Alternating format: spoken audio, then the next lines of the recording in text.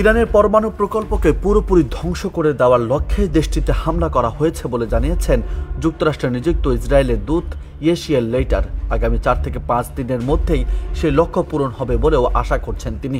এদিকে ইরানের সর্বোচ্চ ধর্মীয় নেতা আয়াতুল্লাহ খামেনি জানিয়েছেন, সম্মুখ যুদ্ধে ইসরায়েলকে মোকাবেলা করার জন্য ইরানের সামরিক বাহিনী প্রস্তুত। এক্ষেত্রে ইসরায়েলের প্রতি কোনো দয়া প্রদর্শন করা হবে না বলেও উল্লেখ করেছেন তিনি। আয়াতুল্লাহ খামেনি বলেছেন, ইরানে হামলা করে জায়ানবাদী শাসক গোষ্ঠী একটি বড় ভুল করেছে, গুরুতর অপরাধ এবং চরম বেপরোয়া আচরণ করেছে। আল্লাহর কসম, এই হামলার ফলাফল হবে গুরুতর ও জায়ানবাদী শাসক গোষ্ঠী ধ্বংস হয়ে যাবে। জায়ানবাদীদের হামলায় ইরানে যারা নিহত হয়েছেন তাদের রক্ত ইরানের জনগণ বৃথা যেতে দেবে না, নিজেদের আকাশসীমা অনুপ্রবেশও সহ্য করবে না। আমাদের সশস্ত্র বাহিনী সদস্যরা প্রস্তুত, দেশের সর্বস্তরের মানুষ তাদের পাশে আছেন। এর আগে শনিবার মধ্যরাত পর্যন্ত ইসরায়েলকে লক্ষ্য করে 3 দফায় শত শত ব্যালিস্টিক ক্ষেপণাস্ত্র ছুড়েছে ইরানের সংগ্রহে 2000-এর বেশি ব্যালিস্টিক ক্ষেপণাস্ত্র রয়েছে। এই যুদ্ধে সেগুলো একে একে ব্যবহার করবে দেশটির সেনাবাহিনী।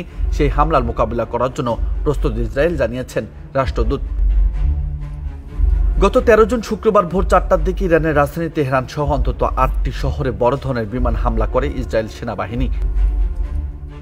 এতে নিহত হয়েছেন অন্তত 78 জন এবং আহত হয়েছেন আরও প্রায় 300 জন।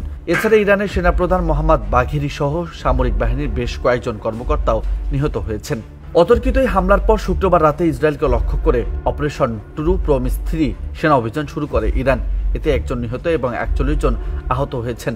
আহতদের মধ্যে 2 জনের অবস্থা আশঙ্কাজনক।